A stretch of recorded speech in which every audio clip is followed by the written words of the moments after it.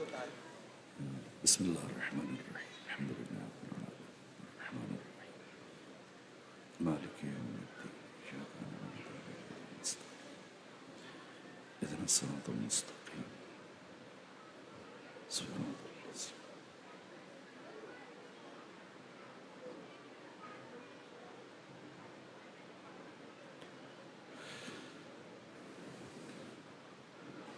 علیہم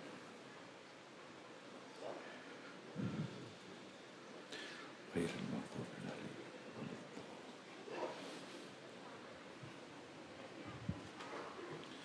اعوذ باللہ من الشیطان الرجیم بسم اللہ الرحمن الرحیم الحمد للہ رب العالمین بارئ الخلائق اجمعین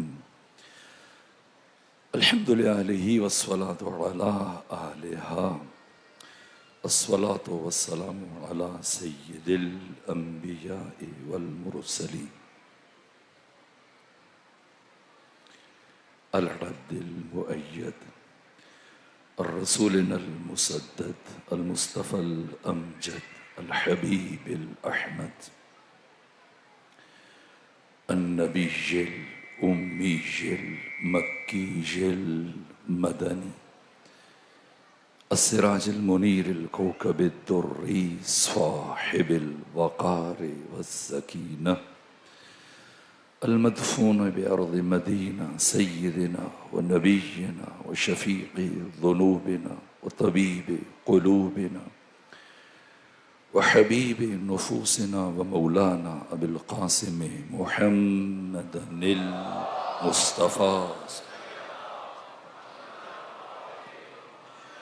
وأهل بيته الأطيبين الأطهرين الأنجبين المعصومين المظلومين ولعنة الله على أعدائهم ومنكري فضائلهم وغاصبي حقوقهم من جوم عداوتهم إلى الآن ومن الآن إلى قيام يوم الدين وبعد يوم الدين أما بعد فقد قال حق سبحانه وتعالى في القرآن والفجر وليال عشر والشفع والوتر والليل إذا يسر هل في ذلك قسم لذي حجر يا أيتها النفس المطمئنة ارجعي إلى ربك راضية مرضية فادخلي في عبادي وادخلي جنتي صلوات بھیجیے خاندان فاطمہ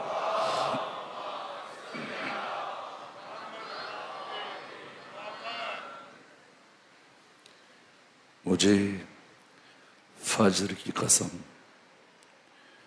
اور مجھے 10 راتوں کی قسم مجھے جفت کی قسم اور مجھے طاق کی قسم اور مجھے رات کی قسم جب وہ ڈھلنے لگے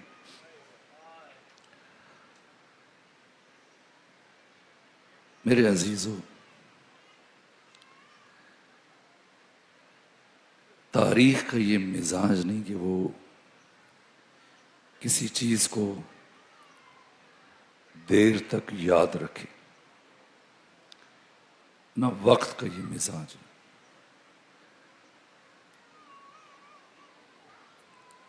اگر ہم اپنے معاشرتی اور سماجی رویے مشاہدہ کریں انسان پاپڑ بیلتا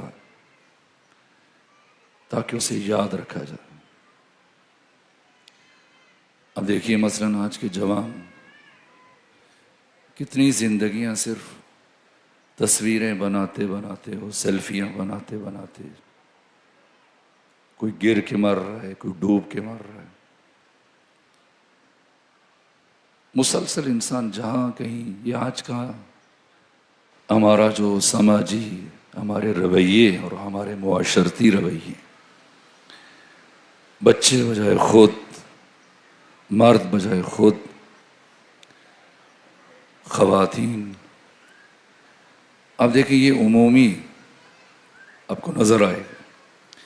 کہیں اگر کوئی دریا کا کنارہ ہے اور پہنچے تو پہلے تصویر بنائیں گے، اگر کسی ساحل سمندر پہ جا پہنچے تصویر بنائیں گے،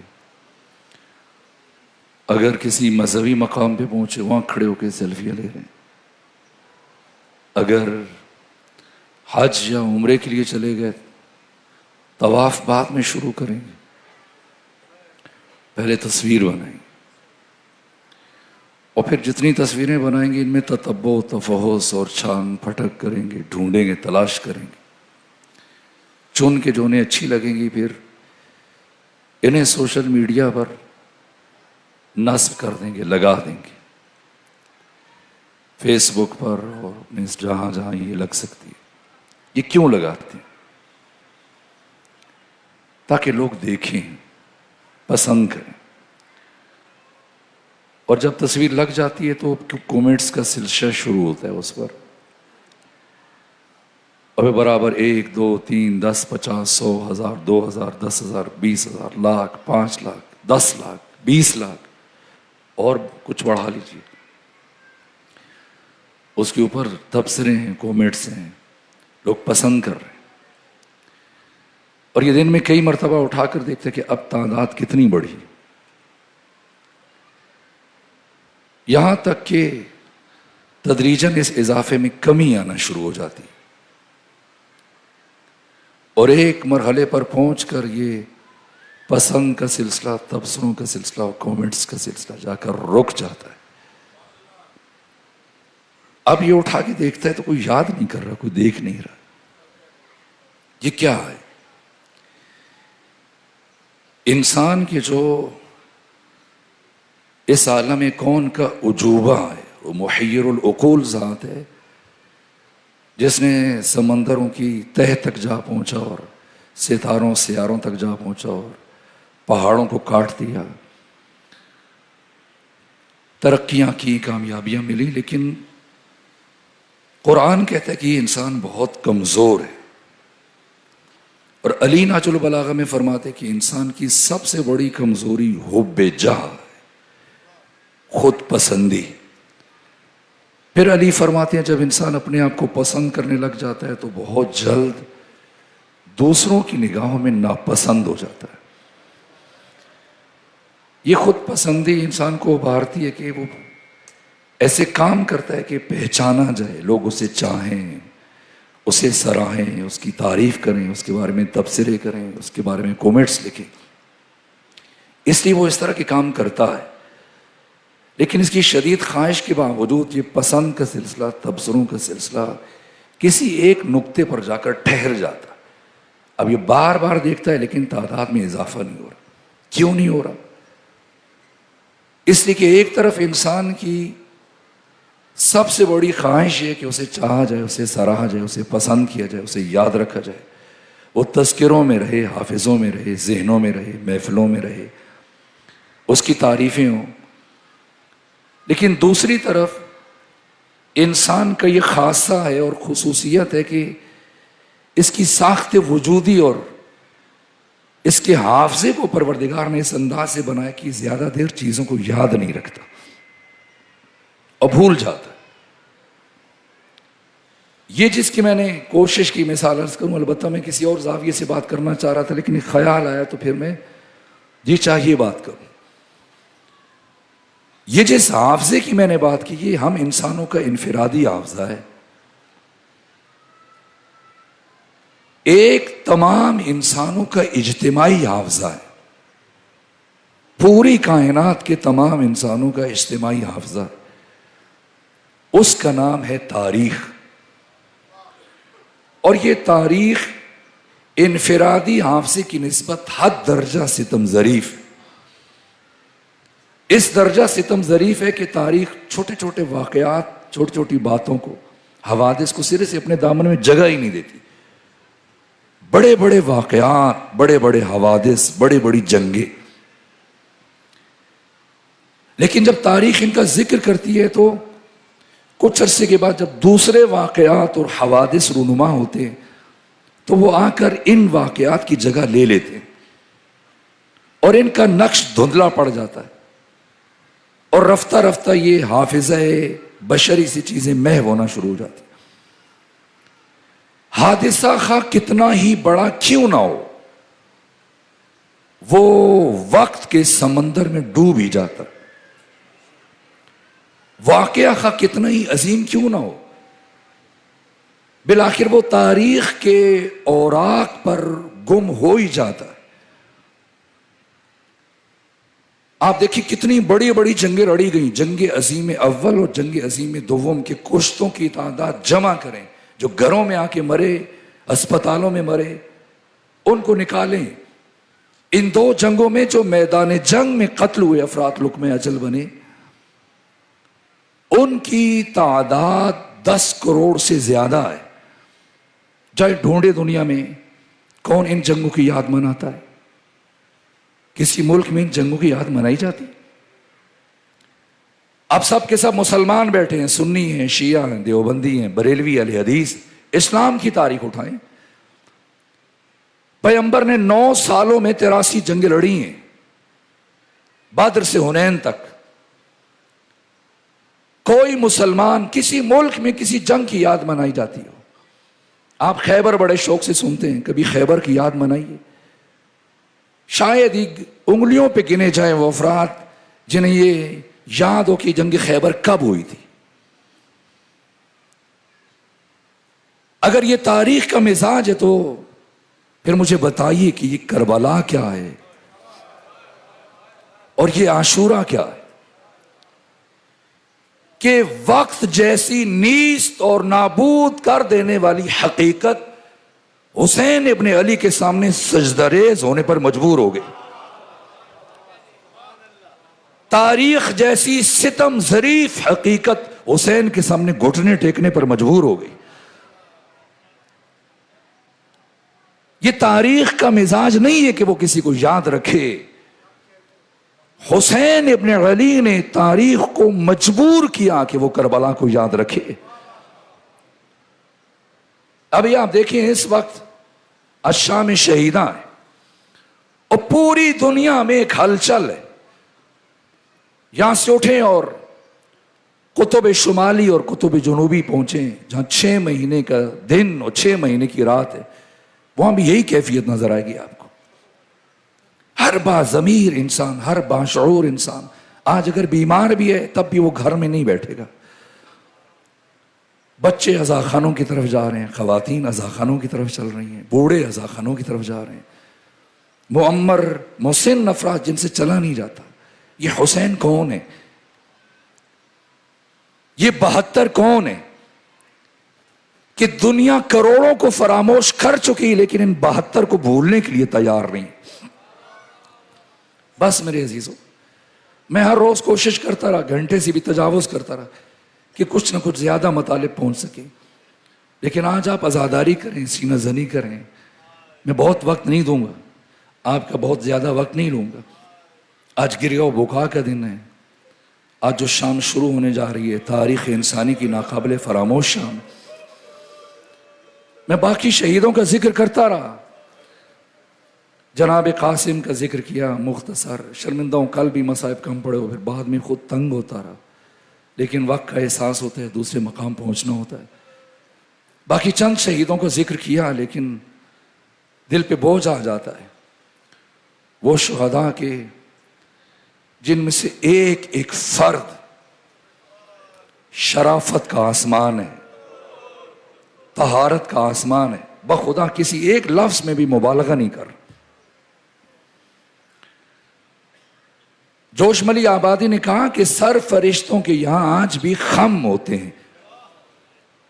ایسے انسان رسولوں میں بھی کم ہوتے ہیں، لیکن بخدا جب میں کربلا کو پڑھتا ہوں تو بات بہت اوپر ہے. اس لیے کہ بعد از ختمی مرتبت تمام انبیاء سے سب سے زیادہ افضل شیخ الانبیاء ابراہیم خلیل، جب اسماعیل کے ذبح کی نوبت آتی ہے تو باپ بیٹا دونوں قرآن بیان کر رہے ہیں مقام صبر میں، اور یہ 72 شب عاشور جب ہلال بن نافع کسی کام سے باہر گئے، کیفیت یہ تھی، آج کی شب میں عجیب حالت ہے خیام حسینی میں، ایک خیمے میں جناب حضرت ابو الفضل عباس نے بنو ہاشم کے جوانوں کو اکٹھے کر رکھا ہے، اور سب سے کہہ رہے ہیں کہ یہ انصار ہمارے مہمان ہیں، ہم میزبان ہیں، اچھا نہیں لگتا کہ مہمان مارے جائیں میزبان بچ جائیں، کل ہم لوگ پہلے جائیں گے میدان کربلا میں، جب ہم نہ رہے پھر ان کی مرضی آقا پر نثار ہو نہ ہو۔ دوسرے خیمے میں جناب حبیب ابن مظاہر انصار کو جمع کیے ہوئے یہی گفتگو کرنے ہیں، وہ آقا ہیں ہم غلام ہیں، اچھا نہیں لگتا غلاموں کے ہوتے ہوئے سردار شہید ہو جائے، کل میدان جنگ میں پہلے ہم جائیں گے بعد میں جو ان کے ساتھ ہو، یہ کیفیت ہے۔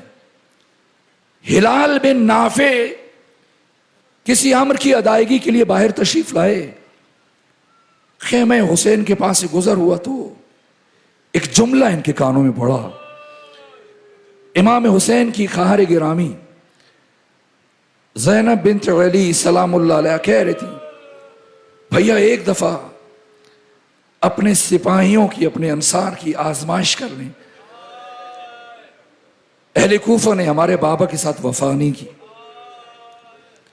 میرے بھائی حسن مصطفیٰ کے ساتھ وفا نہیں کی، ایک دفعہ آزمائش کر لیجیے، یہ چراغ بجھانے کا مرحلہ اس کے بعد کا ہے۔ یہاں تک کہ یہ جملے ہلال بن نافع کانوں میں پڑے تڑپ گئے، آئے اور جناب حبیب سے کہا کہ میں نے یہ لفظ سنا ہے۔ جناب حبیب ابن مظاہر نے امام حسین کے لیے پیغام بھیجا کہ ہم ثانی زہرا کے خیمے کے باہر پردہ حائل ہو، بس ہم کچھ کہنا چاہتے ہیں۔ سارے انصار ثانی زہرا کے خیمے کے باہر جمع ہوئے، یہ جملہ کا جناب حبیب سب نے اپنی تلواروں کے نیام توڑ دیے، اپنی تلواریں اپنی گردنوں پہ رکھی، کہ محمد مصطفیٰ کی بیٹی، اے فاطمہ زہرا کی بیٹی، کہ علی ابن ابی طالب کی بیٹی، اگر آپ کہیں ابھی ہم اپنی جانیں قربان کر دیں، ہم ابھی اپنی جانیں قربان کر دیں۔ جس کے بعد ثانی زہرا کی زبان سے جو جملے جاری ہوئے یہ سند ہے، آیت اللہ دارستانی نے یہ جملے کہے ثانی زہرا سے متعلق۔ کون ہے؟ اس بی بی نے 2 خطبے دیے، کوفہ میں ایک شام میں۔ آیت اللہ دارستانی بہت بڑے محقق ہیں، مختلف علوم میں جو پروردگار نے انہیں تباہر علمی عطا کی، ایک جملہ کا کہتے ہیں کہ یہ 2 خطبے جو ثانی زہرا نے ان 2 درباروں میں دیے، اگر ثانی زہرا کی جگہ پیغمبر اسلام کو ان 2 مقامات پر خطبے دینے پڑ جاتے، انہوں نے اللہ کی قسم اٹھائی کہ پیغمبر بھی وہی گفتگو کرتے جو ثانی زہرا نے کی، نہ ایک لفظ کم نہ ایک لفظ زیادہ۔ وہ بھی شاگرد پروردگار ہیں، یہ بھی شاگرد پروردگار ہیں، جن کے بارے میں امام سجاد نے کہا کہ میری پھوپھی زینب کا ساری کائنات میں سوائے اللہ کے کوئی استاد نہیں۔ سنیں ثانی زہرا نے ان 72 سے متعلق شب عاشور کیا فرمایا؟ ایھا الکرام ایھا الطیبون حاموا عن بنات رسول اللہ،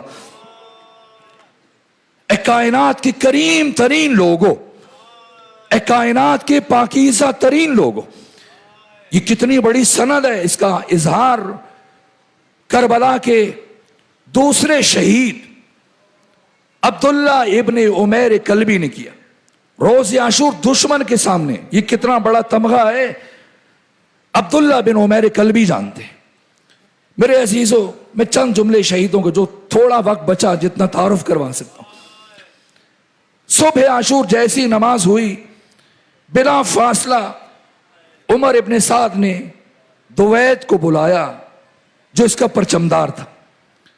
اس نے لشکر کی تقسیم اس طرح سے کی کہ عمرو بن حجاج زبیدی کو اس نے میمنہ کا سردار بنایا، دائیں بازو کا. شمر ابن ذیلجوشن کو اس نے میسرہ کا سپہ سالار بنایا. خود قلب لشکر میں کھڑا ہوا اور اپنے لشکر کا علم بہت تونو مند، قوی الجثہ، بہت طاقتور اس کے غلام تھا جس کا نام دوید تھا. تو اس نے علم اسے دیا اور پیادہ لوگوں کا جو سردار معین کیا یہ شبس بن ربعی کو کیا، اور گھوڑا سواروں کا جو سردار معین کیا یہ عزرا بن قیس کو کیا. یہ دشمن کے لشکر کی ترتیب ہے. ادھر امام حسین علیہ السلام نے اپنا میمنہ کا سردار جناب دائیں بازو کا جناب زہیر ابن قین کو بنایا، میسرہ کا سردار حبیب ابن مظاہر کو بنایا، قلب لشکر کا سردار ابو الفضل عباس کو بنایا. نماز کے بعد جیسی فجر ادا کی، ادھر دشمن نے اپنا لشکر مرتب کیا، ادھر امام حسین نے اپنا لشکر مرتب کیا. خود سوچئے گا یہ کربلا کیا ہے. میں نے جو دقت سے پڑھا 36,000 جو تعداد میں نے بہت احتیاط سے شمار کی. 12 جرنیل ہیں، کوئی 8,000 کی قیادت کر رہے، کوئی 4 کی کر رہے، کوئی 2 کی کر رہے، کوئی 1 کی کر رہے. کم ترین تعداد میدان کربلا میں 36,000 ہے، ورنہ بعض افراد نے بہت زیادہ، لاکھ سے بھی تجاوز تحریر کی اور اطراف کی آبادیوں سے سمٹ کر لوٹ مار کے لیے. جو لوگ سنا تھا کہ جنگ ہوگی، مال غنیمت ملے گا، تو بڑی تعداد میں خود کوفہ سے اطراف کی آبادیوں سے لوگ سمٹ کے اکٹھے ہوئے. یہاں دویت سے عمر ابن سعد نے کہا جلدی کرو، علم آگے لے کے آؤ. یہ علم لے کے آیا.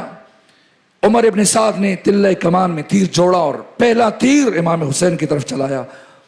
کہا میرے لشکر والوں گواہ رہنا اور عبید اللہ ابن زیاد کو بتانا کہ کربلا میں حسین کے لشکر پر پہلا تیر عمر ابن سعد نے چلایا. اس کے بعد تیروں کی بارش ہوئی. مقتل خوارزمی میں جو میں نے پڑھا اور تاریخ طبری میں بھی یہی الفاظ ہیں، ہزاروں کی تعداد میں اکٹھے تیر بارش کیے گئے چاروں طرف سے کہ 8,000 افراد تیر انداز تھے. اور سامنے آپ دیکھیں کتنے افراد ہیں، مسلسل جیسے می برستا ہے ایسے. لیکن امام حسین کے تمام اصحاب اپنے آپ کو نظر انداز کر کے انہوں نے ایسا گھیرا ڈالا، مختلف اطراف سے اس طرح ڈھال بنا لی، کوئی تیر امام حسین تک نہ آئے. میں نے پڑھا ہے نہ کوئی تیر امام حسین کو لگا، نہ کوئی تیر بنو ہاشم کو لگا.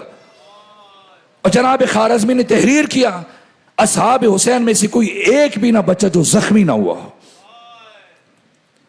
اس کے بعد سب سے پہلے میدان کربلا میں دشمن کی طرف سے سالم اور یسار، ایک زیاد کا غلام ہے، ایک عبید اللہ ابن زیاد کا غلام ہے. ان دو کو باپ بیٹے نے اپنی خصوصی حفاظت کے لیے رکھا ہوا تھا. یہ بڑے طاقتور مانے جاتے تھے، 1,000-2,000 کے لشکر پر بھاری مانے جاتے تھے، ان کی شہرت تھی.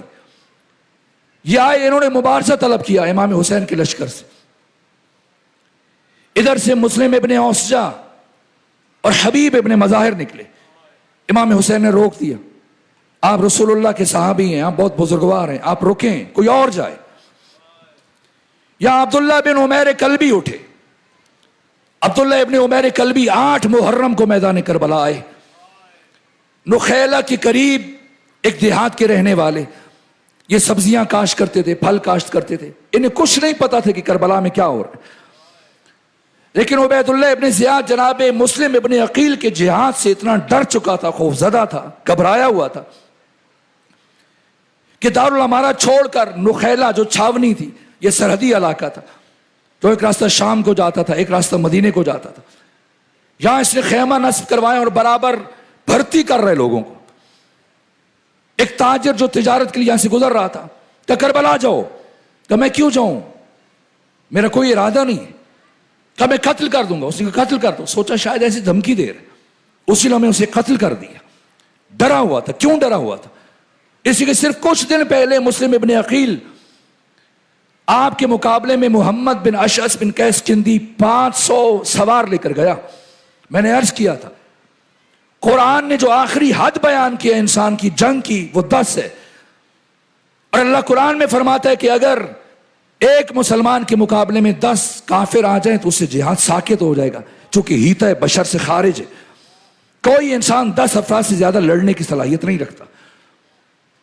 500 अफराद हैं, और इस तरह जब कमरबंद से पकड़ते हैं मुस्लिम इब्न अकील, कोई दूसरी गली में जा गिरता है, कोई किसी घर में जा गिरता है।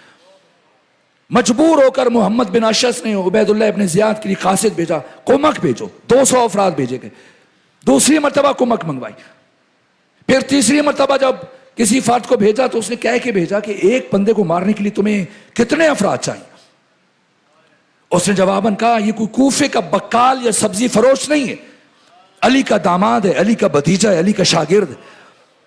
अब आप समझिए कि उबैदुल्लाह इब्न ज़ियाद जनाब मुस्लिम की जंग देख चुका है, इसलिए खौफजदा है, डरा हुआ है कि ये 72। अब सुने उसूल काफी की पहली जिल्द अबू जाफर याकूब कुलैनी ने इमाम पंजम से हदीस नकल की कि रोज़े आशूर अब्दुल्ला बिन उमैर कल्बी की शहादत के बाद खुदा ने मेरे जद हुसैन इब्न अली से गुफ्तगू की। हुसैन क्या चाहते हो? कामयाबी चाहिए, मैं कामयाब कर देता हूं, या मेरी लिका चाहिए? इमाम बाकिर फरमाते हैं मेरे दादा हुसैन ने जवाब दिया मुझे तेरी लिका और मुलाकात चाहिए। बात कामयाबी की हो तो शब आशूर हजरत अबुल फजल अब्बास ने ये जुमले कहे, जनाबे अली अकबर से और बनु हाशिम के जवानों से कहा कि आधे लश्कर का मैं मुकाबला करूंगा, बाकी आधे लश्कर के 2 हिस्से बना लेना। उनमें से आधे के साथ अली अकबर की सरपरस्ती में बाकी बनु हाशिम के जवान लड़े, और जो 1/4 है फिर वो असहाब हुसैन उनसे जंग करेंगे। बखुदा मुश्किल नहीं था, यहां तक कि शेख तूसी ने अपनी अमाली में यह बात तहरीर की। अब देखिए मैं हैरान होता हूं, अब्दुल्ला बिन उमैर कल्बी ये वहां के रहने वाले थे नुखैला के, और जब फौजें जमा होना शुरू हुई धड़ाधड़ तलवारों की झनकार की आवाज, लोहे कूटे जा रहे हैं, तलवारें तैयार की जा रही हैं, तेज किया जा रहा है। ये हैरत से आए कि क्या हो रहा है, किसके साथ जंग होने जा रही है। बताया गया कि हुसैन इब्न अली करबला पहुंच रहे, तो अब उनके खिलाफ कूफा के करीब हैं तो उनके खिलाफ लश्कर तैयार हो रहा है। जैसे ही सुना ये जल्दी से चलते हुए घर आए, अपनी जोजा से कहा कि मेरी एक हसरत थी कि मुझे रसूल पैगंबर इस्लाम की ये भी रसूल इस्लाम के सहाबी थे, उनकी रकाब में या उनके भाई अली इब्न अबी तालिब की रकाब में शहादत मिल जाए। नहीं मिली, ये शहादत नहीं मिली कि मैं उनके साथ जिहाद की शहादत हासिल कर सकता। उस वक्त छोटे थे, आधे रसूल में, जंग में हिस्सा नहीं ले सके, लेकिन सहाबी हैं, पैगंबर का असर दर्क किया। लेकिन आज अल्लाह ने मुझे मौका दिया और मैं ऐसे ही समझ रहा हूं गोया मैं खुद पैगंबर इस्लाम के हम रकाब होकर जिहाद करने जा रहा हूं। बीवी ने कहा इस शर्त पर इजाजत दूंगी कि मुझे भी लेकर जाएं। अब्दुल्ला इब्न उमैर कल्बी की जोजा ये करबला की पहली खातून शहीदा हैं। तीसरे मरहले में इनकी शहादत हुई। सबसे पहले मरहले में जनाब मुस्लिम इब्न औसजा कब हुई लेकिन उसकी तफसील है। फिर अब्दुल्ला इब्न उमैर कल्बी, तीसरे मरहले में इनकी जोजा, चौथे मरहले में हुर इब्न यजीद अर्रियाही, पांचवें मरहले में नाफे बिन हिलाल, और उसके बाद 5 शख्सियतें वो इकट्ठे उन्होंने जामे शहादत नोश किया। एक मरतबा जब वो दुश्मन के नरगे में घिर गए, जनाब खालिद सैदावी, ये जनाब खालिद सैदावी कौन है? अकील भाई आप साल में कम से कम 1 दफा जाते हैं, बाकी अहबाब जाते हैं इराक जियारात के लिए, करबला जाएं देखें। करबला के शहीदों में जो नाम, मैं तो बैठ के पढ़ता रहता हूं हरम के अंदर की इबारतें, जो नाम तहरीर हैं उनमें कैस इब्न मुसाहर सैदावी का भी नाम है। दरअसल की कैस इब्न मुसाहर सैदावी कासिद हुसैन थे। اور عاشور سے پہلے شہید ہو گئے تھے، محرم سے پہلے شہید ہوئے. ان کا نام شہداء کربلا میں کیوں ہے؟ کیا کردار ہے جناب قیس ابن مسار سیداوی کا؟ وقت ہوتا میں بہت تفصیل سے ان سے متعلق عرض کرتا، لیکن ایک کام، قاصد تھے، امام حسین کا خط لے کے جا رہے تھے. مومنین جو کوفہ میں شہید ہو چکے تھے، جو گرفتار ہو چکے تھے، ابھی بھی کچھ بچے کچھ ایسے افراد تھے. سلیمان ابن سورد خزائی کے ساتھ بھی تو 4000 افراد نکلے عین الوردہ کے مقام پر، جو جماعت توابین تھی، انہی میں سے نکلے. تو اب امام حسین نے مامور کیا قیس ابن مسار سیداوی کو کہ ہمارے چاہنے والوں تک یہ خط پہنچاؤ. انہیں نخیلہ کے مقام پر گرفتار کیا عبید اللہ ابن زیاد نے. انہوں نے پہلا کام یہ کیا کہ وہ خط ضائع کر دیا. اور جب پوچھا ابن زیاد نے کہ خط میں کیا لکھا تھا، کہا میں اپنے آقا کے امر کی خیانت نہیں کر سکتا، میں نے خط نہیں پڑھا، میرا کام صرف خط پہنچانا تھا، کیا لکھا تھا مجھے نہیں معلوم. کہا قتل کر دیے جاؤ گے، کہا کر دو، کہا ایک صورت میں چھوڑ دوں گا. سنیں یہ پہلو بہت اہم ہے، ایک صورت میں چھوڑ دوں گا، اگر کوفہ میں برسر ممبر لوگوں کے سامنے حسین سے اظہار برات کرو اور حسین کو برا کہو، معاف کر دوں گا. کہ لے جاؤ لے جاؤ. یہاں تک کہ ہزاروں لوگ اکٹھے ہوئے دارالعمارہ کے باہر ایک اونچی جگہ پر، یہ کھڑے ہوئے آ کے جناب قیس ابن مسار سیداوی. دیکھیں یہ عشرہ محرم ہوا، اس کی تیاری عقیل بھائی اور ان کے خاندان والے اور ان کے دوست احباب پچھلے کئی مہینوں سے کر رہے تھے. اخبار میں اشتہار دیے، واٹس ایپ پہ اشتہار دیے، باقی دیواروں پر چسپاں کیے، جس کے نتیجے میں آپ یہاں جمع ہوئے. آج کسی کو اطلاع دینا مشکل نہیں ہے. اگر مثلا آپ چاہتے ہیں کہ کوئی آپ سے ملاقات کرے اور آپ اس کو اپنی موجودگی کا بتانا چاہتے ہیں تو اپنی کرنٹ لوکیشن بھیج دیں، وہ پہنچ جائے گا. اب بہت آسان ہو گیا. لیکن چشم تخیل کو لے کے چلیں 1400 سال پہلے نخیلہ اور کربلا میں. اب امام حسین کا خط ہے اور قیس ابن مسار سیداوی کو پتا ہے کہ حضرت کہاں پہنچے، کیا کردار انجام دیا ہے. قیس ابن مسار سیداوی نے کہ کہا ٹھیک ہے مجھے ممبر پر لے کے جاؤ. جب ممبر پر لے کے جایا گیا تو جناب قیس ابن مسار سیداوی کے پاس چند لمحے تھے، آدھے منٹ سے بھی کم وقت تھا، اور کوفہ کے بڑی تعداد میں لوگ جمع تھے. کہ اہل کوفہ، تم میں سے جو حسین ابن علی کی نصرت کرنا چاہتا ہے وہ سن لے کہ حسین ابن علی مقام حجر تک پہنچ چکے ہیں. اور اب وہ کوفے کے راستے کی جانب رواں دواں ہیں. اب لوگوں کو اندازہ ہو، سنیں گے اس اعلان کا. ان چند لمحوں میں کیا کام کر کے گئے قیس ابن مسار سیداوی، کیا آپ کی شہادت پر امام حسین دیر تک بیٹھ کے گریا کرتے رہے. حبیب ابن مظاہر، مسلم ابن اوسجا، جناب خالد سیداوی، 3 دیگر اصحاب حسین، یہ 10 افراد قیس ابن مسار سیداوی کی کوشش سے پہنچے کربلا، امام حسین کے ساتھ جڑے. 72 میں سے 10 افراد کا امام حسین کے ملحق ہونے کی وجہ بنے قیس ابن مسار سیداوی. یہ کردار یہ ناقابل فراموش. لیکن بعد میں جو ظلم ان کے ساتھ ہوا کربلا میں، کچھ شخصیتیں کہ کربلا میں ان کا جسم پاش پاش ہو گیا، جیسے جناب قاسم ہے، جیسے جناب امام حسین کے کوئی جوڑ سلامت نہیں رہا، آپ کی ہڈیوں تک کو پیس دیا گیا. یہ امام حسین کے اپنے جملے.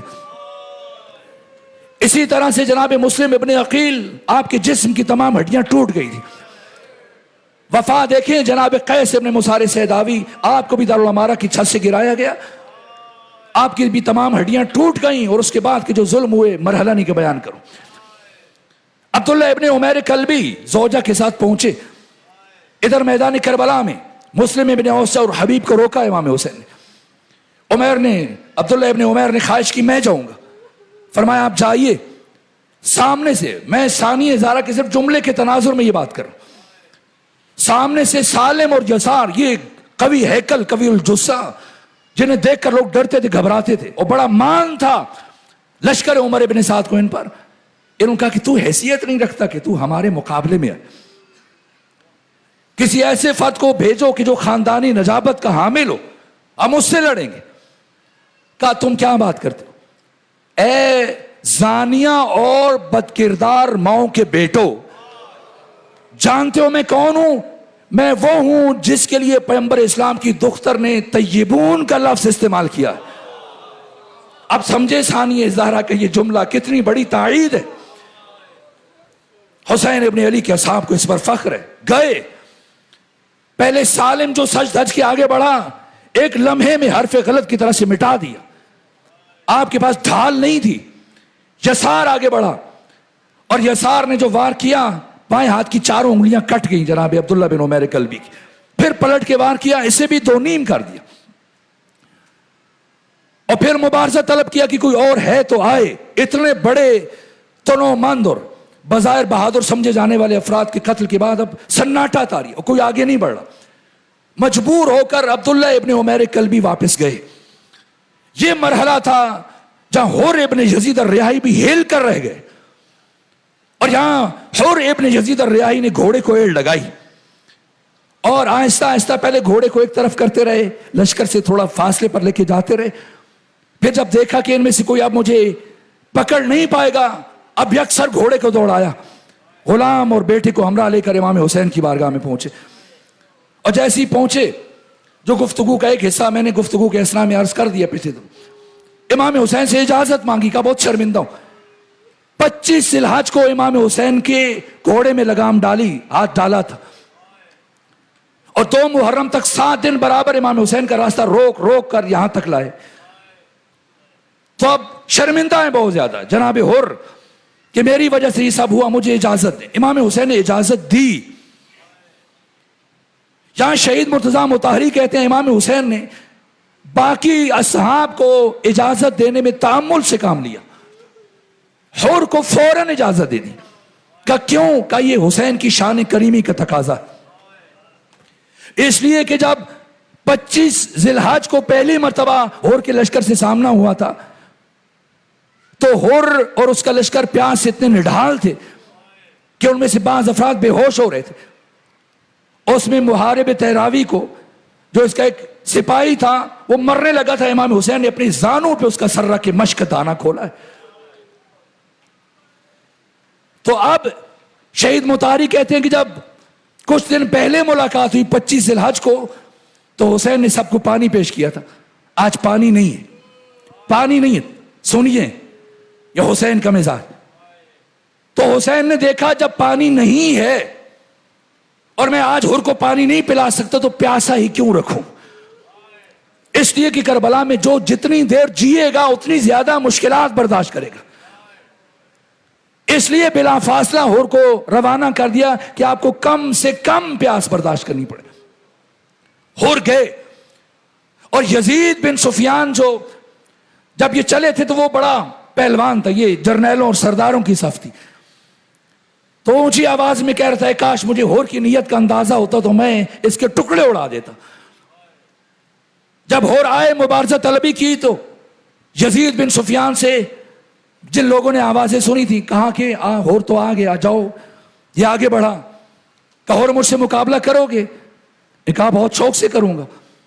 میں نے مقتل کی کتابوں پڑھا ہے، تاریخ کتابوں پڑھا ہے کہ یزید بن سفیان کو حر کے مقابلے میں جاتے ہوئے دیکھا گیا، کسی نے مرتے ہوئے نہیں دیکھا.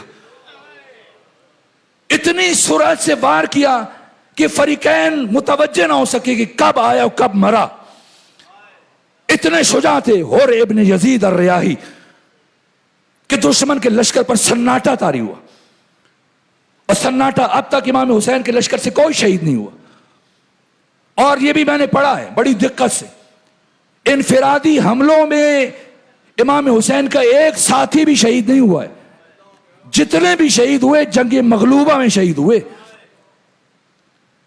یہاں تک کہ انس بن حارث کاہلی کربلا کے سب سے بوڑھے مجاہد جن کا سن مبارک 110 سال تھا، اتنے بوڑھے تھے کہ کمر جھک چکی تھی اور بھویں بڑھاپے کی وجہ سے لٹک کر نیچے آ گئی تھی اور کسی کو دیکھنا تو یوں اٹھا کے دیکھتے تھے. انہوں نے روز عاشور امام حسین سے خواہش کی، آپ نے اجازت دی کہ جائیں. انہیں نہیں روکا. اور پھر انہوں نے 3 کپڑے منگوائے. ایک کپڑے سے اپنی بھووں کو پیشانی پہ کس کے باندھا، ایک کپڑے سے کمر کو باندھا اور ایک کپڑے سے کہا جب میں گھوڑے پہ بیٹھوں مجھے باندھ دینا کہ گروں نہیں. اور جب گئے بڑے بڑے سورما ان کے مقابلے میں آئے، مقتل ابی مخنف، منہاج الدموع، دمت الثاقبہ، طبری، خوارزمی، سب نے لکھا. بوڑھے 110 سال کے معمر حسین کے سپاہی جو بھی آتا ہے مقابلے میں مارے جا رہے. 18 افراد کو قتل کیا. یہاں عمر ابن سعد چلایا کہ حسین کا سپاہی ہے، بوڑھا نہ سمجھنا، جس وجہ سے یہ بے خوف ہو چکے ہیں کہ حسین نے ان کے دلوں سے موت کا ڈر نکال دیا. کاش وقت ہوتا شب عاشور جو امام حسین نے ان وفاداریوں کو سننے کے بعد جو مختصر گفتگو کی تھی اور جو موت کا تصور پیش کیا. ایک خوبصورت جملہ ہے، فرمایا الموت قنطرۃ الحیات. میرے صحابہ، موت زندگی کے لیے پل ہے. عجیب جملے، لیکن وقت نہیں، وہ کسی اور موقع پہ عرض کروں گا. اب سمجھے، یہ امام حسین کے اصحاب ہیں. سب سے آخری صحابی جو شہید ہوئے بنو ہاشم سے پہلے وہ بشر بن عامر ہیں، اور اس کے بعد پھر بنو ہاشم کی نوبت ہے. لیکن وہ صحابی جو خود امام حسین کے بعد شہید ہوئے، انصار کے بعد، بنو ہاشم کے بعد، امام حسین کی شہادت کے بعد شہید ہوئے، یہ عامر بن سدیس ہیں. 3 دن پیاس کی وجہ سے ان پر غشی طاری ہوئی، بے ہوش ہو گئے. اور جب بے ہوش ہوئے تو اسی اثنا میں پھر جنگ ہوتی رہی، امام حسین کی شہادت ہو گئی. اور جب ہوش آیا امام حسین شہید ہو چکے تھے. مقتل نگاروں نے لکھا ہے، اٹھے دائیں بائیں دیکھا، پتہ چلا حسین شہید ہو چکے ہیں. کہیں چلے جاتے کہ حسین تو شہید ہو گئے، لیکن نہ، اٹھے اور اپنے تلوار اور خنجر سے دشمنان خدا کا مقابلہ کیا. 70 سے زیادہ دشمنوں کو قتل کرنے کے بعد شہید ہوئے. یہ انصار حسین ہے. پیغمبر کے اصحاب میں سے کسی کی جرأت نہیں ہے کہ پیغمبر کے ساتھ مباہلہ میں جا سکے. چاہے پڑھیں تاریخ کربلا، ان 72 کا شرف کیا ہے، 72 کا مقام کیا ہے، جنہیں ثانی زہرا ایھا الطیبون کہہ کے خطاب کر رہی ہے. اے کائنات کے پاکیزہ ترین لوگوں. بریر بن خزیر حمدانی یہ جب آئے میدان کربلا میں تو ایک مرتبہ یزید بن معقل، اس نے جب دیکھا کہ بریر بن خزیر حمدانی یہ کوفہ میں ہمسائے تھے، کہا تو میرے بچپن کا دوست ہے. جناب بریر بن خزیر نے کہا میں بچپن سے تجھے پسند نہیں کرتا تھا. ہاں تو میرا ہمسایہ ہے، ہمارا کچھ وقت اکٹھا گزرا. کہا کہ یاد ہے جب تو قبیلہ زازان سے گزرتے ہوئے گلی میں تم نے مجھ سے ایک بات کہی تھی اس وقت. کہا مجھے یاد ہے کہ اس وقت تم نے کہا تھا کہ عثمان بن عفان گنہگار ہیں، اور تم نے یہ کہا تھا کہ امیر شام، حاکم شام یہ خود مذل ہے اور ضال ہے، خود گمراہ ہے اور دوسروں کو بھی گمراہ کر رہا ہے. اور تم نے یہ بھی کہا تھا کہ علی ابن ابی طالب صرف امام برحق ہیں. کہاں میں نے کہا تھا، اور ابھی بھی اسی عقیدے پر قائم ہوں. جیسی بریر بن خزیر حمدانی نے، جو یہ طبری نے لکھے ہیں، طبری جن کی وفات 310 ہجری میں ہوئی، مسلمانوں کے معتبر ترین اور مشہور ترین تاریخ. یہ سنا تو یزید بن معقل نے کہا کہ بریر تو جھوٹ بولتا ہے، جھوٹا ہے. درحالی کی زندگی میں نے کبھی تمہاری زبان سے جھوٹ نہیں سنا. یہاں کا نہ میں نے نہ زندگی میں کبھی جھوٹ بولا نہ آج جھوٹ بولو. کہ اگر سچے تو آؤ مجھ سے مباہلہ کرو. یزید بن معقل نے کہا. بریر بن خزیر حمدانی کہا ہاں مباہلہ کروں گا. تو اس نے کہا کہ ہم دونوں میں سے جو جھوٹا ہے وہ سچے کی تلوار سے قتل ہو جائے.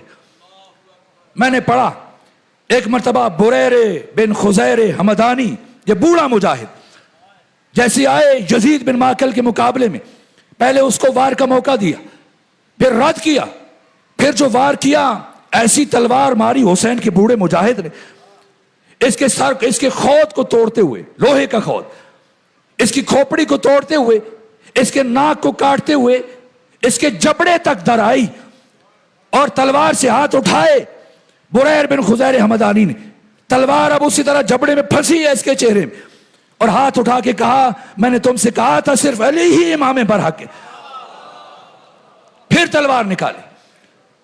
یہ ایک ایک صحابی शर्मिंदा हूं, वक्त खत्म हो रहा है, मेरी ख्वाहिश थी मैं इनका तार 12 शहीद, 12 साहबा हैं जो जंगे मगलूबा से पहले शहीद हुए। इनमें जनाब हबीब इब्ने मज़ाहिर भी। अबू सुमामा साइदी ने ख्वाहिश तो की थी कि मैं नमाज हुसैन के साथ पढ़ूं, लेकिन ना पढ़ सके, पहले शहीद कर दिए। फिर हमला हुआ, 50 अफराद को एक साथ चारों तरफ से, कितनी मर्तबा जंग हुई, कभी मैमना हमला कर रहे मैसरा पर, कभी मैसरा मैमना पर, यहां तक कि 8000 अफराद हैं अम्र बिन हज्जाज जुबैदी के पास, और वो कहते हैं उमर साद मुझे कुमक दो, मदद करो ताकि मैं आगे बढ़ के हमला कर सकूं। ये प्यासे, ये 72 जिनमें से कम रह गए। सुने जनाब अली अकबर को इमाम हुसैन ने क्यों जनाब ज़ुहैर की तरफ भेजा था। 11 सालों में कभी ज़ुहैर से राब्ता नहीं किया, लेकिन इतनी अहमियत है कि बाकी 72 में से जनाब ज़ुहैर इब्ने कैन को अपने मैमना का सरदार मुअय्यन किया। यह अहमियत है, क्या किरदार है जनाब ज़ुहैर का।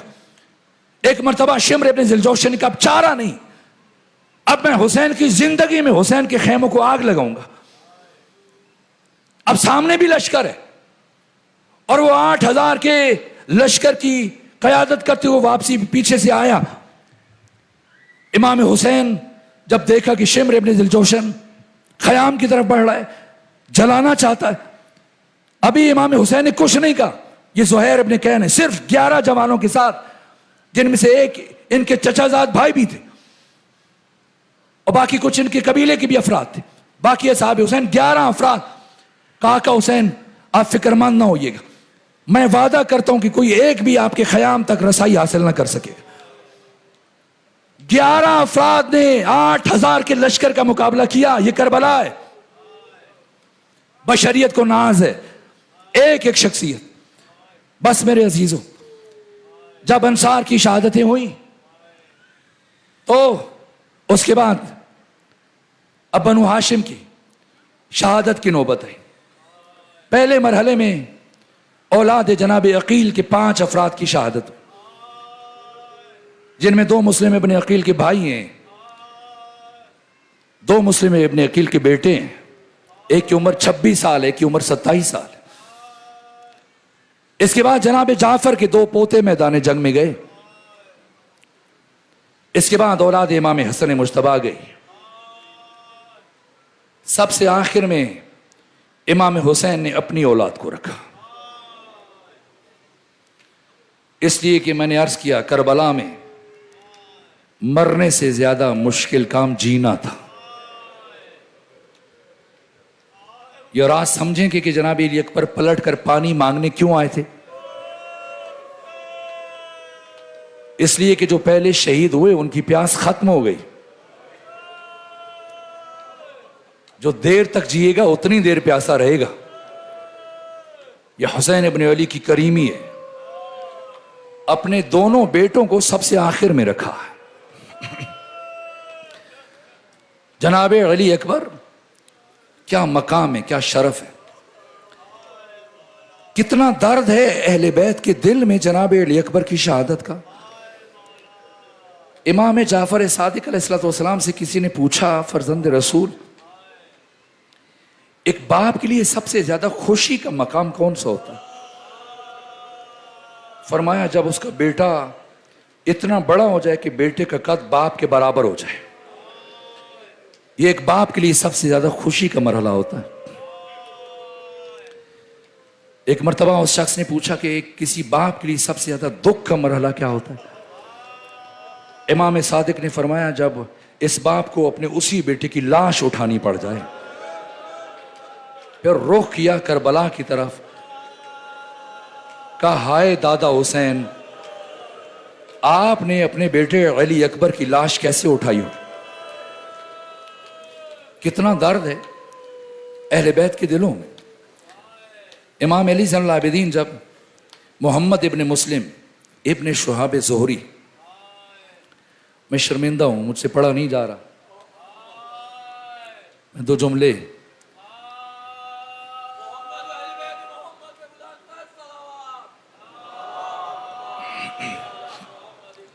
ابن شہاب زہری بنو امیہ کا چیف جسٹس تھا. تفصیلی واقعات ہے لیکن وقت نہیں بچا. میں چاہتا ہوں جی بھر کے آج ہم مصائب کریں, مجھے کل کی بھی کسک رہے گی. تو یہ بنو امیہ کی طرف سے قاضی القضات تھے, لیکن ایک ایسا واقعہ پیش آیا کہ امام سجاد سے قریب ہو گئے, اتنے قریب کہ ان کا پورا خانوادہ امام سے محبت کرنے لگ گئے. یہاں تک کہ جناب محمد ابن مسلم کے بیٹے کی شادی کا مرحلہ آیا, ابن شہاب زہری. تو جب بیٹے کی شادی کا مرحلہ آیا تو بیٹے نے کہا بابا میری خواہش ہے کہ امام سجاد میری شادی میں شرکت فرمائے. باپ بیٹا دونوں مکہ سے مدینہ گئے امام سجاد کو دعوت دینے کے لیے. امام نے جواب دیا ابن شہاب ہم آل محمد نے کربلا کے بعد خوشیوں میں جانا چھوڑ دیا, میں شادی میں شرکت نہیں کروں گا. بیٹے نے یہ سنا تڑپ گیا, حسرت تھی, خواہش تھی. باپ کے کان میں کہتا ہے بابا اگر فرزند حسین میری شادی میں نہ آئے تو میں شادی ہی نہیں کروں گا.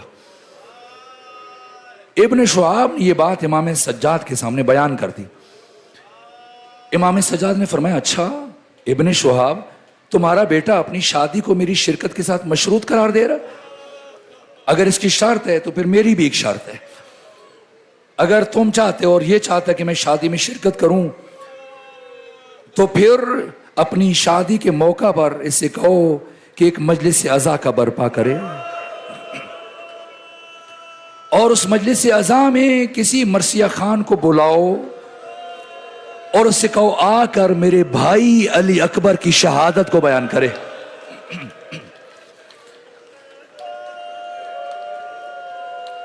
اب سمجھیں اس شہادت کو سننے کے لیے کون کون آتا ہے. درد ہے, معصومین کے دلوں میں درد ہے. سب سے مشکل ودا روز عاشور یا امام حسین کا تھا یا جناب علی اکبر کا تھا. وقت نہیں کہ تفصیلی ودا کو میں بیان کروں. جب خیمے سے باہر آئے اور جب امام حسین سے ودا ہونے لگے, روز عاشور امام حسین نے اپنے بیٹے علی اکبر کے لیے وہ جملہ کا جو کسی دوسرے شہید کے لیے نہیں فرمایا. ادھر علی اکبر کو روانہ کیا اور ادھر سید مہدی بحر العلوم لکھتے ہیں کہ حسین ابن علی اکبر کی سواری کے پیچھے اس طرح سے چل رہے تھے جس طرح سے 1 برس کا بچہ ہوتا ہے جو ابھی چلنا سیکھ رہا ہوتا ہے. کون ہے علی اکبر؟ ایک مرتبہ امام حسین نے آواز دی یا بنیا مہلن محلہ, بیٹا علی اکبر ذرا آہستہ آہستہ جاؤ, اور علی اکبر مڑ مڑ کر میری طرف دیکھتے ہوئے جانا. علی اکبر کی سواری چلی. سنیں یہ کیا ہوا؟ چند قدم طے کیے, جناب علی اکبر کی سواری نے یا جناب علی اکبر نے ایک آواز سنی, مڑ کر دیکھا, عجیب قیامت کا منظر تھا. حسین اوندھے منہ کربلا کی زمین پر گرے تھے.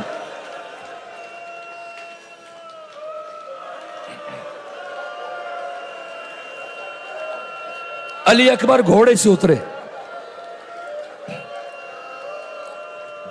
اترے, جلدی سے چلتے ہوئے آگے بڑھے, اپنے بابا کو اٹھایا, عرض کیا بابا جان آپ تو مجھے رخصت کر چکے تھے, پھر یہ کیا حال ہے؟ امام حسین نے کیا فرمایا؟ بعض لوگ پڑھتے ہیں کاش آپ کا جوان بیٹا ہوتا, نا مقتل کے لفظ سے فرمایا اے کاش آپ کا آپ کے جیسا بیٹا ہوتا. جوان بیٹا ہونا اور ہے, علی اکبر جیسا بیٹا ہونا اور ہے. کون ہے علی اکبر؟ اگر حسین بیان نہ کریں, مورخ کے قلم میں اتنی طاقت نہیں کہ علی اکبر کا تعارف کروا سکتا, اس لیے حسین نے خود تعارف کروانا ضروری سمجھا.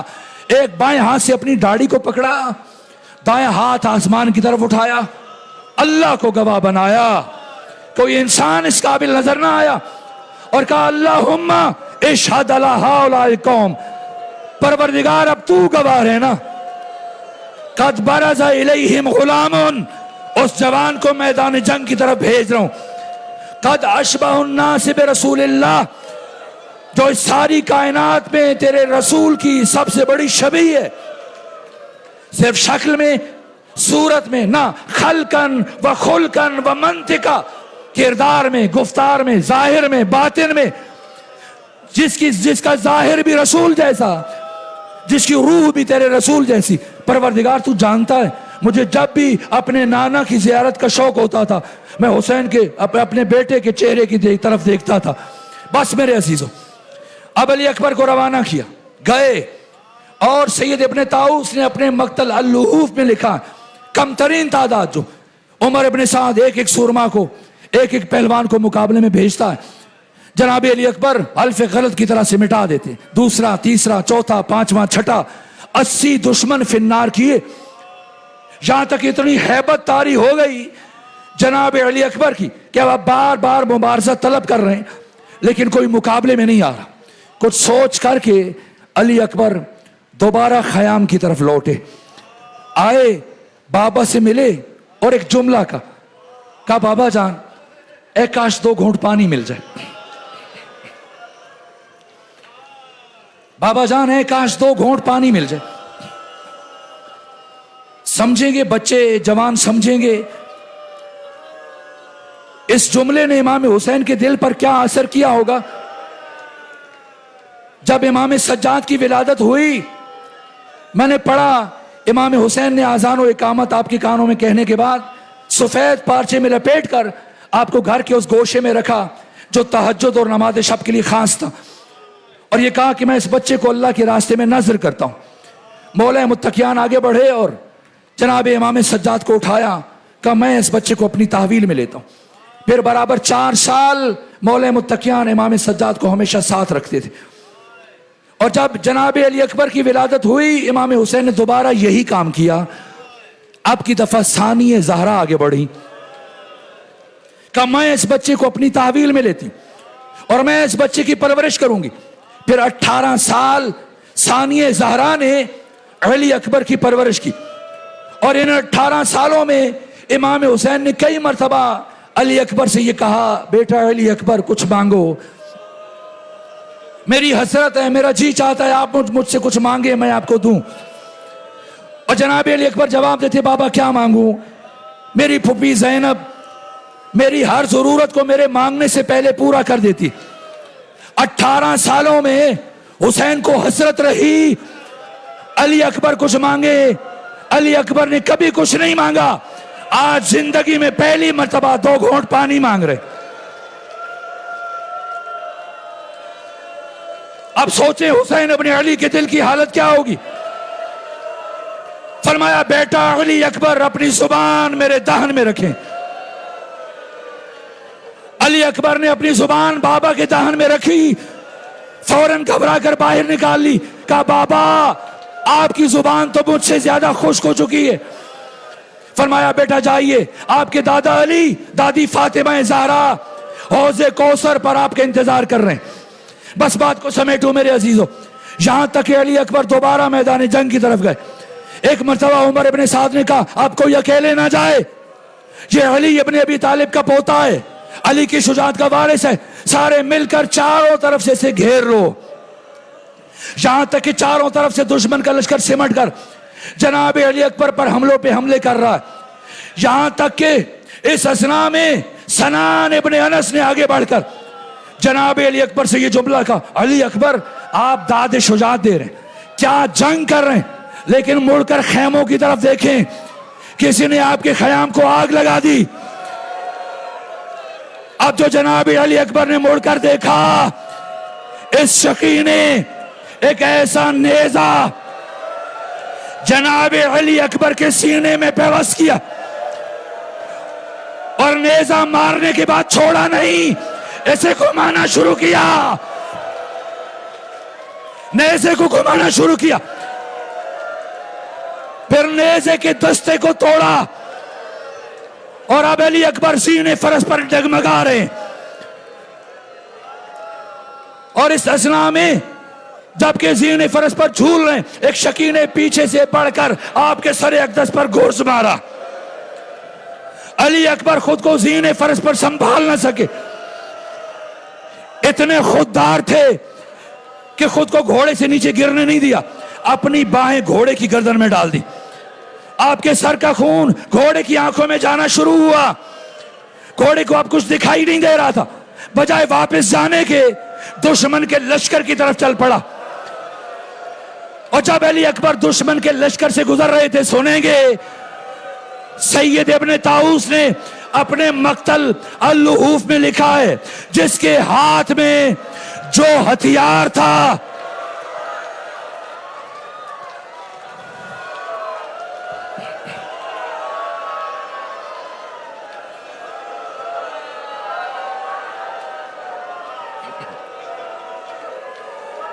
جس کے ہاتھ میں جو ہتھیار تھا، فَقَتَّلُوهُ اِرْبًا اِرْبًا، علی اکبر کے جسم کے ٹکڑے کٹ کٹ کے کربلا کی زمین پر گر رہے تھے.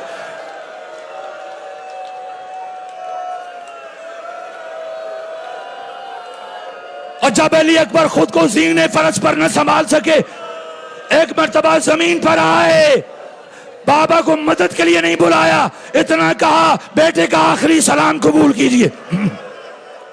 وہ حسین جو ہر شہید کی لاش پر تیر کی طرح سے آیا تھا، اس حسین کو علی اکبر کی لاش تک پہنچنے میں بڑی دیر لگ گئی. اس لیے کہ جب علی اکبر نے آواز دی، حسین کبھی ادھر گرتے ہیں کبھی ادھر گرتے ہیں، کہتے ہیں علی اکبر مجھے کچھ دکھائی نہیں دے رہا.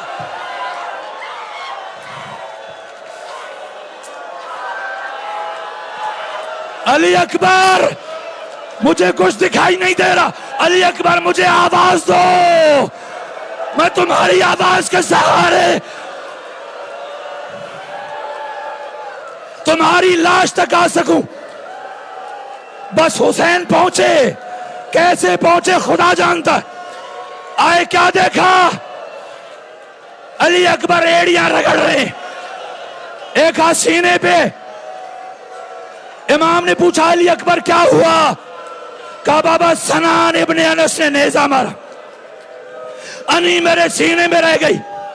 بابا سانس لینے میں بڑی تکلیف ہو رہی ہے، اگر زحمت نہ ہو اس نیزے کی انی کو کھینچ لیجئے. حسین ابن علی نے ایک زانو خاک کربلا پر رکھا، اپنا رخ نجف کی طرف کیا، یا علی کہتے ہوئے علی اکبر کے سینے سے جو انی کھینچی.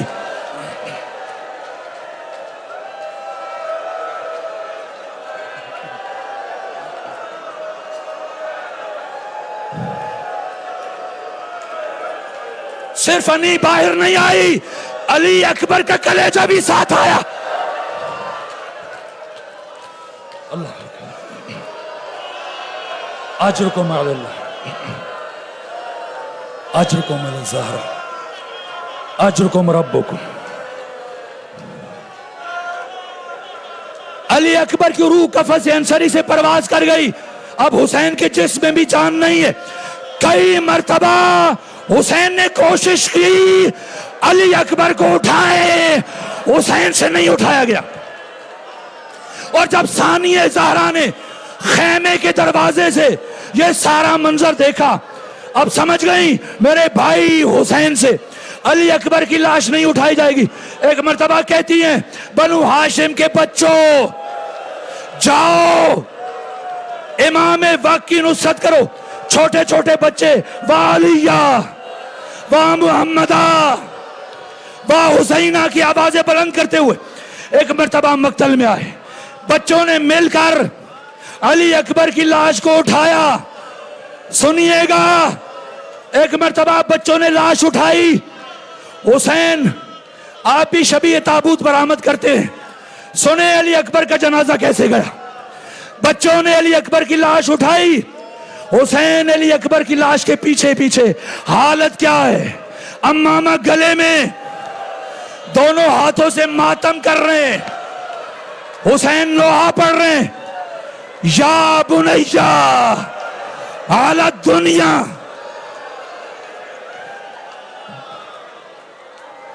بیٹا علی اکبر تیرے بعد اس زندگانی دنیا پر خاک ہو. اب ہمت نہیں. آخری جملہ عرض کروں، یہ حسین کی حالت ہے. ام لیلہ کا کیا حال ہے؟ جب علی اکبر کی لاش پہنچی خیام میں کوہرام برپا ہوا، ساری بیبیاں اکٹھی ہوئیں.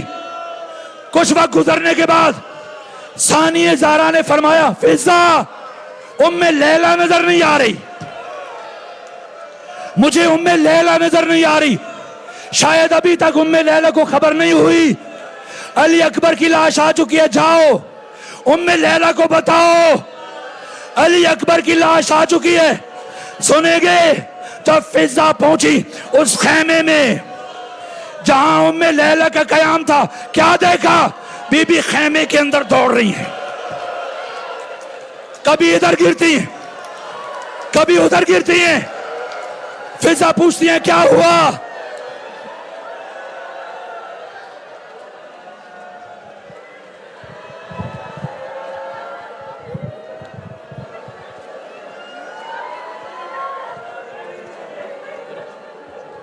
لاش اکبر پہ شاہ جب پہنچے، دل کو ہاتھوں سے تھام کر بولے تیری فرقت نے اے علی اکبر آگ دل میں میرے لگا دی ہے.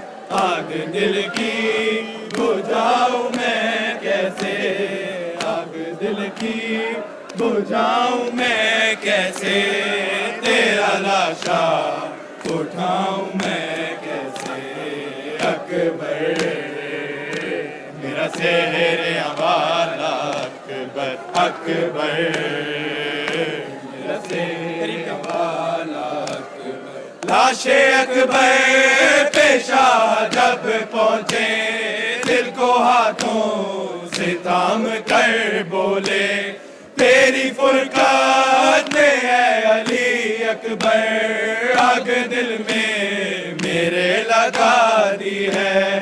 آگ دل کی بجھاؤں میں کیسے، آگ دل کی بجھاؤں میں کیسے، تیرا لاشا اٹھاؤں میں کیسے. اکبر میرا سحر والا اکبر، اکبر میرا سحر والا اکبر، اکبر میرا سحر والا اکبر. زخم دل کے دکھاؤں میں کیسے، زخم دل کے دکھاؤں میں کیسے، تیرا لاشا اٹھاؤں میں کیسے. اکبر میرا سحر والا اکبر، اکبر میرا سحر والا اکبر. لاش اکبر پہ شاہ جب پہنچے،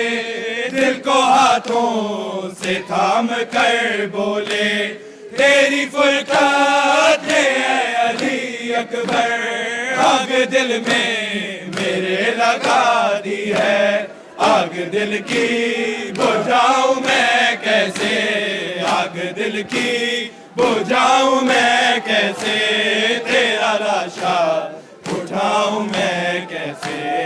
اکبر میرا سحر والا اکبر، اکبر میرا سحر والا اکبر، اکبر میرا سحر والا اکبر. تو ہے کڑیل جوان ہے بیٹا، باپ تیرا ضعیف ہے کتنا، نور آنکھوں کا ہو گیا رخصت، مجھ کو آتا نہیں نظر خیمہ، لے کے خیموں میں جاؤں میں کیسے، لے کے خیموں میں جاؤں میں کیسے، تیرا لاشا اٹھاؤں میں کیسے. اکبر میرا سحر والا اکبر، اکبر میرا سحر والا اکبر، اکبر میرا سحر والا اکبر. تو ہے کڑیل جوان ہے بیٹا، باپ تیرا ضعیف ہے فتنہ نور آنکھوں کا ہو گیا رخصت مجھ کو آتا نہیں نظر خیمہ لے کے خیموں میں جاؤں میں کیسے لے کے خیموں میں جاؤں میں کیسے تیرا لاشا اٹھاؤں میں کیسے اکبر میرا سحر حوالہ اکبر اکبر میرا سحر حوالہ اکبر اکبر میرا سحر حوالہ اکبر جس نے 18 سال پالا تھا کیسے دیکھے کہ وہ تیرا لاشا تیری شادی کا تھا جسے ارماں کیسے جھیلے گی وہ تیرا صدمہ تیری ماں کو بتاؤں میں کیسے تیری ماں کو بتاؤں میں کیسے تیرا لاشا اٹھاؤں میں کیسے اکبر میرا سحر حوالہ اکبر اکبر میرا سحر حوالہ اکبر اکبر میرا سحر حوالہ اکبر جس نے 18 سال پالا تھا کیسے دیکھے گی وہ تیرا لاشا تیری شادی کا تھا جسے ارماں کیسے جھیلے گی وہ تیرا صدمہ تیری ماں کو بتاؤں میں کیسے تیری ماں کو بتاؤں میں کیسے تیرا لاشا اٹھاؤں میں کیسے اکبر میرا سحر حوالہ اکبر اکبر میرا سحر حوالہ اکبر اکبر میرا سحر حوالہ اکبر دیکھ آیا ہے قاصد صغرا راہ تکتی ہے وہ دکھی بہنا تجھ کو بیمار نے بلایا ہے وعدہ صغرا کیا کیوں بلا ڈالا یہ دل سے لگاؤں میں کیسے یہ دل سے لگاؤں میں کیسے تیرا لاشا اٹھاؤں میں کیسے اکبر میرا سحر حوالہ اکبر اکبر میرا سحر حوالہ اکبر اکبر میرا سحر حوالہ اکبر دیکھ آیا ہے قاصد صغرا راہ تکتی ہے وہ دکھی بہنا تجھ کو بیمار نے بلایا ہے وعدہ صغرا کا کیوں بلا ڈالا غم یہ دل سے لگاؤں میں کیسے غم یہ دل سے لگاؤں میں کیسے تیرا لاشا اٹھاؤں میں کیسے اکبر میرا سحر حوالہ اکبر اکبر میرا سحر حوالہ اکبر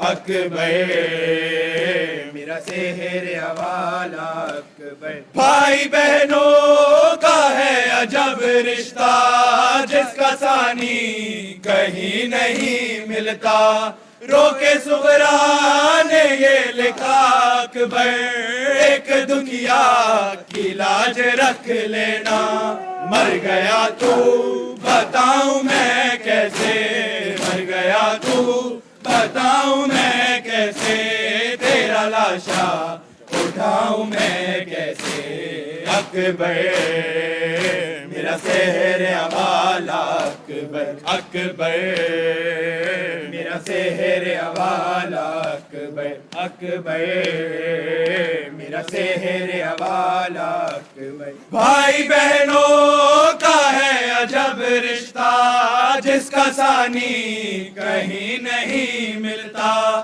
روکے صغرا نے یہ لکھا اکبر ایک دکھیا کی لاج رکھ لینا مر گیا تو بتاؤں میں کیسے مر گیا تو بتاؤں میں کیسے تیرا لاشا اٹھاؤں میں کیسے اکبر میرا سحر والا اکبر اکبر میرا سحر والا اکبر اکبر میرا سحر والا اکبر لطف جینے میں اب کہاں اکبر دل سے اٹھتی ہے یہ فغاں اکبر صبح عاشور دی تھی جو تو نے خون رلائے گی وہ اذاں اکبر تیری صورت بلاؤں میں کیسے تیری صورت بلاؤں میں کیسے تیرا لاشا اٹھاؤں میں کیسے اکبر میرا سحر والا اکبر اکبر میرا سحر والا اکبر اکبر میرا سحر والا اکبر لطف جینے میں اب کہاں اکبر دل سے اٹھتی ہے یہ فغاں اکبر صبح عاشور دی تھی جو تو نے خون رلائے گی وہ اذاں اکبر تیری صورت بلاؤں میں کیسے تیری صورت بلاؤں میں کیسے تیرا لاشا اٹھاؤں میں کیسے اکبر میرا سحر والا اکبر اکبر میرا سحر والا اکبر اکبر میرا سحر والا اکبر لاش اکبر پیشہ جب پہنچے دل کو ہاتھوں سے تھام کر بولے تیری فرقت نے اے علی اکبر آگ دل میں میرے لگا دی ہے آگ دل کی بجھاؤں میں کیسے آگ دل کی بجھاؤں میں کیسے تیرا لاشا اٹھاؤں میں کیسے اکبر میرا سحر والا اکبر اکبر میرا سحر والا اکبر اکبر میرا سحر والا اکبر زخم دل کے دکھاؤں میں کیسے زخم دل کے دکھاؤں میں کیسے تیرا لاشا اٹھاؤں میں کیسے اکبر میرا سحر والا اکبر اکبر میرا سحر والا اکبر اکبر میرا سحر والا اکبر یا حسین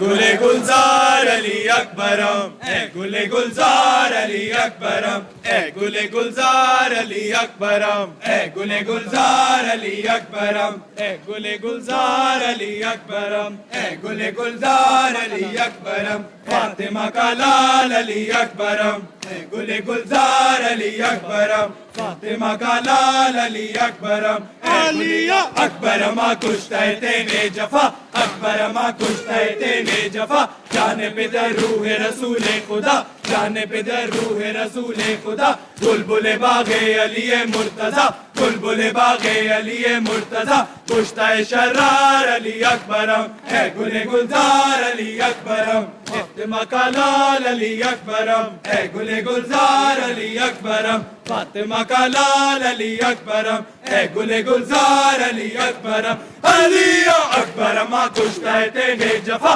اکبرم کشتہ تینے جفا جانے پہ در روح رسول خدا جانے پہ در روح رسول خدا بلبل باغ علی مرتضی بلبل باغ علی مرتضی کشتہ شرار علی اکبرم اے گل گلزار علی اکبرم فاطمہ کا لال علی اکبرم اے گل گلزار علی اکبرم فاطمہ کا لال علی اکبرم اے گل گلزار علی اکبرم علی اکبرم کشتہ تیغ جفا اکبرم کشتہ تیغ جفا جان پہ در روح رسول خدا جان پہ در روح رسول خدا بلبل باغ علی مرتضی بلبل باغ علی مرتضی کشتہ شرار علی اکبرم اے گل گلزار علی اکبرم فاطمہ کا لال علی اکبرم اے گل گلزار علی اکبرم فاطمہ کا لال علی اکبرم اے گل گلزار علی اکبرم شمع و شب تار